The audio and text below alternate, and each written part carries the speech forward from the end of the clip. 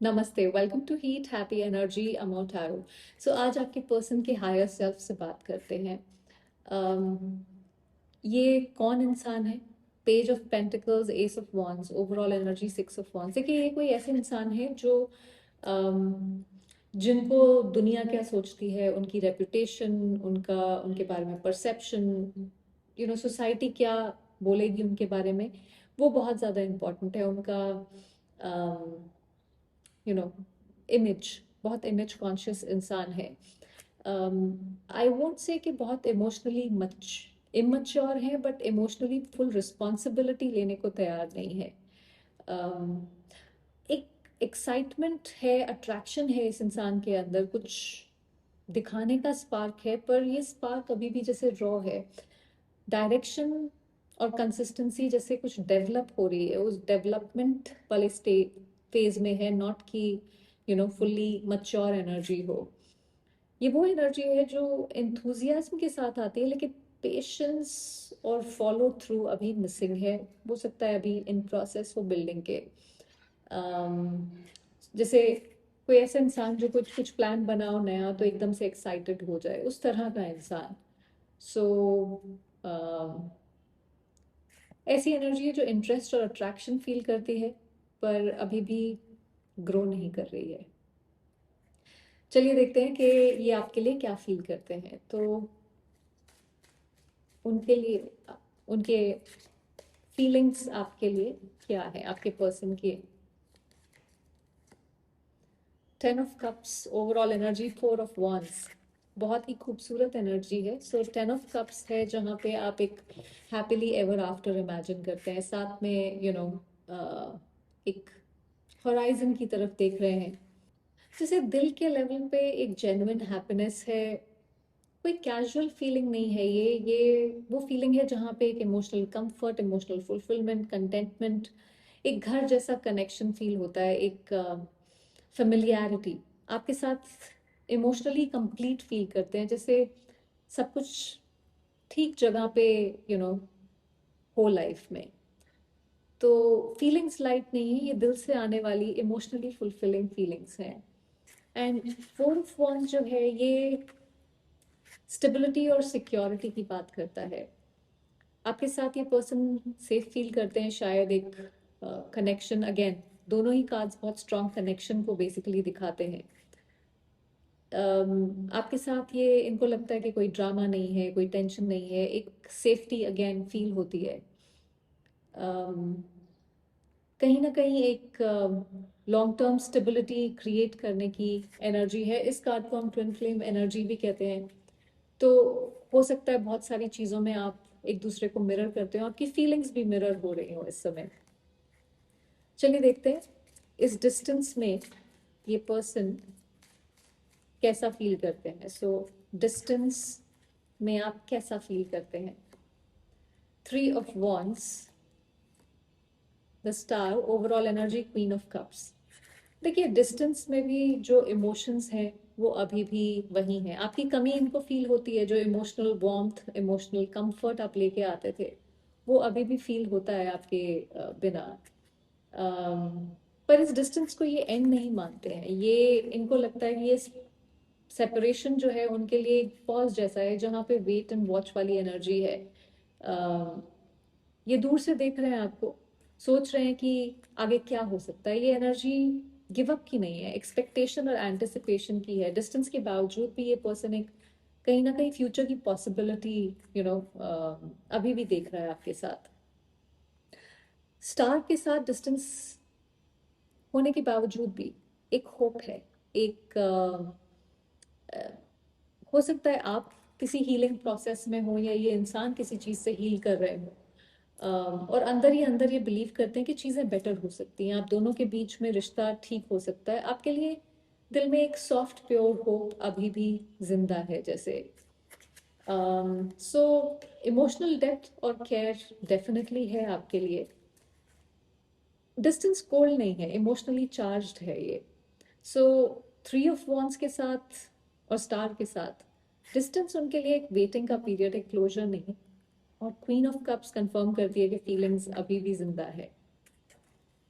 तो आपको मिस करते हैं और होप कर रहे हैं कि चीज़ें ठीक हो जाएं आप दोनों के बीच में। ओके, तो फिर बात क्यों नहीं कर रहे हैं आप? Three of swords, overall energy, four of pentacles, दिल को ताला लगा के रखा है इन्होंने। अगर आप इसको देखें तो, और ये इसको जकड़ के रखा है, यहाँ देख रहे हैं कितने सारे, एक भी ताला नहीं है, बहुत सारे ताले लगाए हुए हैं। सी थ्री ऑफ सॉर्ड्स, दिल में कहीं ना कहीं बहुत ज़्यादा हर्ट पेन है, या इन्होंने आपको दिया है या आपने इनको दिया है।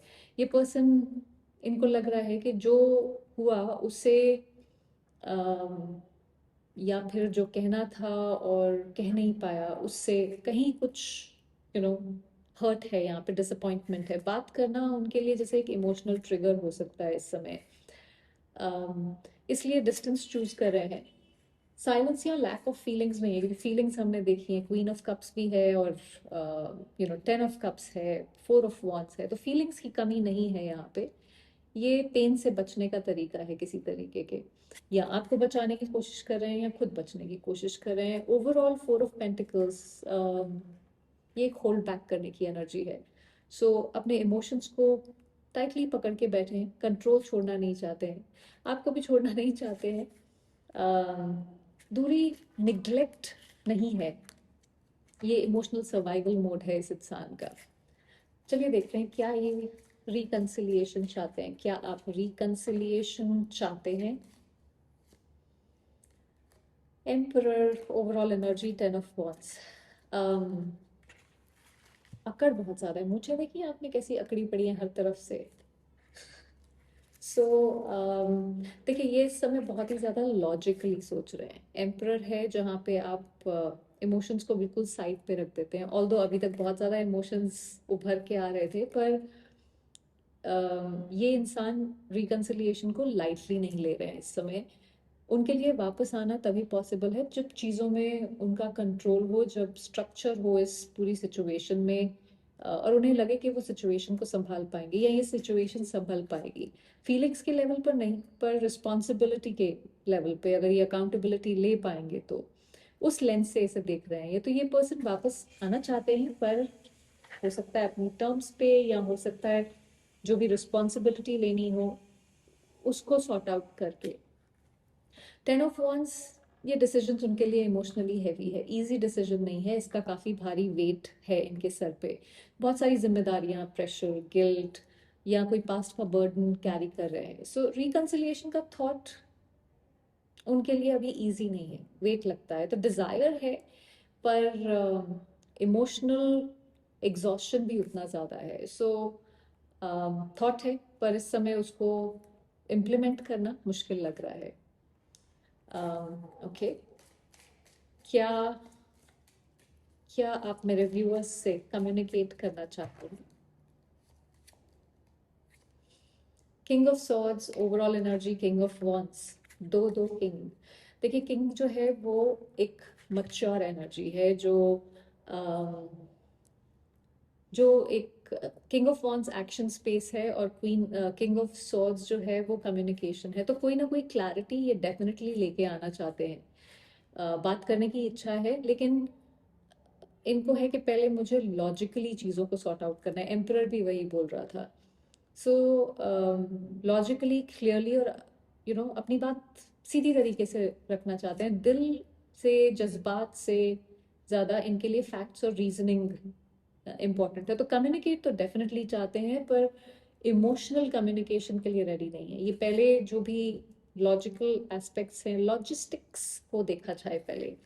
और किंग ऑफ वॉन्ड्स जो है ये इनिशिएटिव, इम्पल्सिव एनर्जी को दिखाता है। तो अचानक से कांटेक्ट करने का थॉट आता है, जब उन्हें लगे कि वो कंट्रोल में है सिचुएशन के। सो ये कम्युनिकेशन थोड़ी सेल्फ फोकस्ड हो सकती है। बात करना चाहते हैं, किसी तरह की क्लैरिटी लेके आना चाहते हैं डेफिनेटली, पर टोन थोड़ा सा लॉजिकल या डोमिनेंट रहेगा यहाँ पे। चलिए देखते हैं, अगर अगर बात होती है तो किस तरह की बातचीत होगी। Queen of cups, overall energy, seven of wands के, इस बातचीत का नतीजा क्या होगा? Nine of cups overall energy, page of cups. देखिए, अगर बातचीत होती है तो इमोशनल टोन डेफिनेटली रहेगा, थोड़ा सा इमोशनली आप भी इमोशनल हो सकते हैं, वो भी इमोशनल हो सकते हैं, एक केयरिंग नर्चरिंग एनर्जी होगी, प्यार से बात होगी, but at the same time ये थोड़ा सा सेवन ऑफ वॉन्ड्स की जो एनर्जी है वो थोड़ा सा अपनी स्टैंड पे, अपनी बात पे अड़े रहने वाली बात है। सो दिल की बात आएगी, केयर और सॉफ्टनेस होगी, शायद समझने की कोशिश करी जाए एक दूसरे को।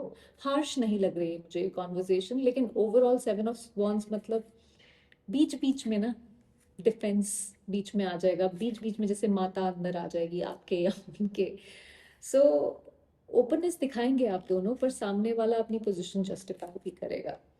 अम, अब इस बातचीत का नतीजा क्या होगा? नाइन ऑफ कप्स, ये कॉन्वर्जेशन के बाद एक इमोशनल रिलीफ मिलेगा, ये एक विश फुलफिलमेंट की एनर्जी है। सो किसी तरह का सेटिस्फैक्शन या क्लोजर फील होगा ना। क्लोजर जब मैं कहती हूँ, ज़रूरी नहीं कि रिश्ता ख़त्म हो जाता है, अगर वो क्लोजर आपके लिए कंटेंटमेंट लेके आता है तो पॉसिबली क्लोजर उस तरह का ही होगा। चीज़ें सॉल्व हो या ना हो, पर अंदर से कुछ ना कुछ अच्छा फील होगा, उस तरह की एनर्जी है। और page of cups, emotions soften होंगे, एक नया इमोशनल ओपनिंग हो सकता है, अपॉलॉजी, मैसेज, एक जेंटल जेस्चर। सो एक किसी तरह का इमोशनल रिन्यूअल मुझे लगता है कि हो सकता है। तो ये बातचीत हैवी नहीं होगी, एक सॉफ्ट इमोशनल क्लैरिटी देके जाएगी जब भी ये होती है।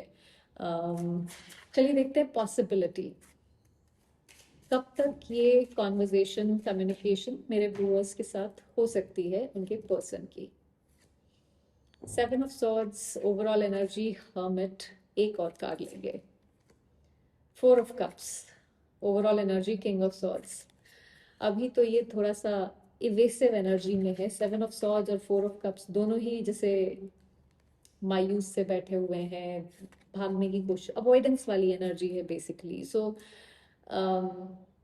देखिए, ये जो भी पर्सन है ये ओपनली स्टेप लेने से पहले काफ़ी सोच विचार कर रहे हैं, इनको समझ नहीं आ रहा है कि क्या किया जाए। तो ये एक हेजिटेशन वाली एनर्जी है, एक डायरेक्ट कम्युनिकेशन होती हुई मुझे बहुत जल्दी नहीं दिख रही है, क्योंकि विड्रॉल है, थिंकिंग फेज चल रहा है।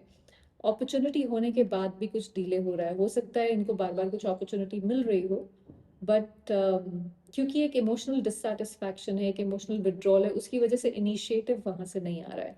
लेकिन किंग ऑफ सॉर्ड्स कहता है कि जब डिसीजन होगा तो कॉन्शियस और डिलिबरेट होगा। सो कम्युनिकेशन तभी होगी जब ये पर्सन थोड़ा सा दिमाग में इनके क्लैरिटी आएगी कि क्या ये चाहते हैं। देखिए, 4 से 8 हफ्ते के बीच में कुछ सडन कम्युनिकेशन आ सकती है, एक बार इनके दिमाग में क्लैरिटी आए उसके बाद। ये इम्पल्स में नहीं होगी, सोच विचार करके और ठीक से सोची समझी हुई कम्युनिकेशन होगी। देखिए, यहाँ पे मैसेज इस रीडिंग का सिंपल है, जो फील हो रहा है वो रियल है, पर एक्शन थोड़ा टाइम लेगा। अपनी लाइफ को पॉज मत करिए जस्ट बिकॉज ये इंसान ऐसा मायूस, हताश, निराश सा अपनी जिंदगी में बैठा हुआ है। क्लैरिटी आएगी, बात होगी, पर तब जब सामने वाला रेडी होगा। और आप किसी की रेडीनेस का वेट नहीं कर सकते, और आपको क्यों करना चाहिए किसी की रेडीनेस का वेट? तो तब तक अपनी पीस को प्रायोरिटी बनाइए।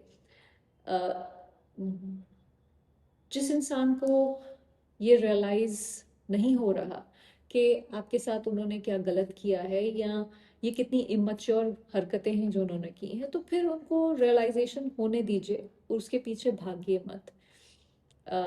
थोड़ा सा यू नो अपनी ही मेडिसिन का टेस्ट उनको करने दीजिए। आई होप इससे आपको कुछ क्लैरिटी मिली हो। Thank you for watching.